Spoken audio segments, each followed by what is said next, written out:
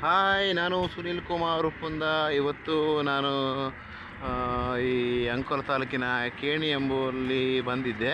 ನೋಡಿ ಎಷ್ಟು ಚೆನ್ನಾಗಿದೆ ಅಲ್ಲ. ಈ ಕೇಣಿ ಬೀಚ್ ಅಂಕೋಲ ಬಸ್ ಸ್ಟ್ಯಾಂಡಿಂದ ಒಂದು 3.5 ಕಿಲೋಮೀಟ್ರ್ ಇದೆ ಸ್ನೇಹಿತರೆ.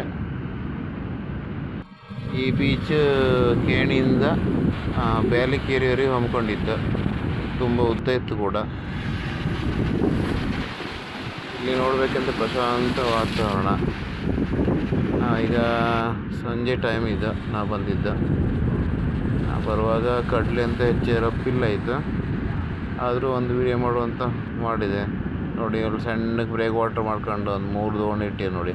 ಅದು ಡೀಸೆಲ್ ಇಂಜಿನ್ ಮೋಟ್ರ್. ಅದು ನೀರಿಂದೆಲ್ಲ ಫೋರ್ಸ್ ಕಡಿಮೆ ಅಲ್ಲ ಮಗ.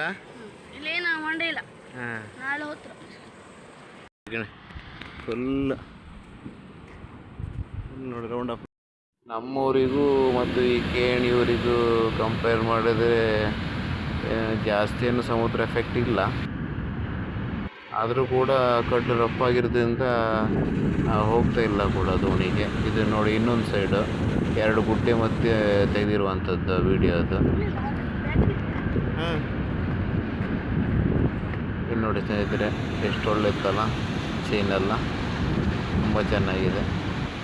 ಹಾಗಾಗಿ ಈ ಬೀಚ್ ತುಂಬ ಚೆನ್ನಾಗಿ ಇದೆ ಅನಿಸ್ತಾ ಇದೆ. ಯಾಕಂದರೆ ನಮ್ಮೂರಲ್ಲಿ ಯಾವುದೇ ಈ ಥರ ಗುಡ್ಡ ಯಾವುದೂ ಇಲ್ಲ. ಆದರೂ ಕೂಡ ತುಂಬ ಹೆದರಿಕೆ ಆಗ್ತಿದೆ. ಯಾಕಂದರೆ ಅಲೆ ಬಂದು ಕಲ್ಲಿಗೆ ಬಡಿಯುವಾಗ ತುಂಬ ಹೆದರಿಕೆ ಆಗ್ತಿತ್ತು. ಇಲ್ಲಿ ಟೂರಿಸ್ಟ್ ಎಲ್ಲ ಬರೋದು ಕಡಿಮೆ, ಆದರೂ ಕೂಡ ಊರಿಗೆ ಬಂದಕ್ಕೋಸ್ಕರ ಒಂದು ಹೀಗೆ ನೋಡುವಂಥ ಮನಸ್ಸಾಯಿತು, ಅದಕ್ಕೆ ಬಂದಿದೆ ಸ್ನೇಹಿತರೆ. ಮತ್ತು ನಾವು ಇನ್ನೊಂದು ಸೈಡ್ ನೋಡಬೇಕಾಗಿದೆ. ಸಣ್ಣ ವಿಡಿಯೋ ಕೂಡ ಮಾಡಿದ್ದೇನೆ. ಇಲ್ಲಿ ಕಾರವಾರದ ದೇವಬಾಗ ಹತ್ರ ನೋಡಿ. ಇದು ದೇವಬಾಗ ಕಾರವಾರ ಬೀಚ್ ಹತ್ರ ಬರುತ್ತೆ. ಇದು ನೋಡಿ, ಈಗ ನಾವು ನೋಡ್ತಾ ಇರೋದು ನರಸಿಂಹಗಡ ಗುಡ್ಡ. ಇದು ಪ್ರತಿ ವರ್ಷ ಜನವರಿ ತಿಂಗಳಲ್ಲಿ ನರಸಿಂಹದೇವರ ಜಾತ್ರೆ ಕೂಡ ನಡೆಯುತ್ತೆ ಸ್ನೇಹಿತರೆ ಇಲ್ಲಿ.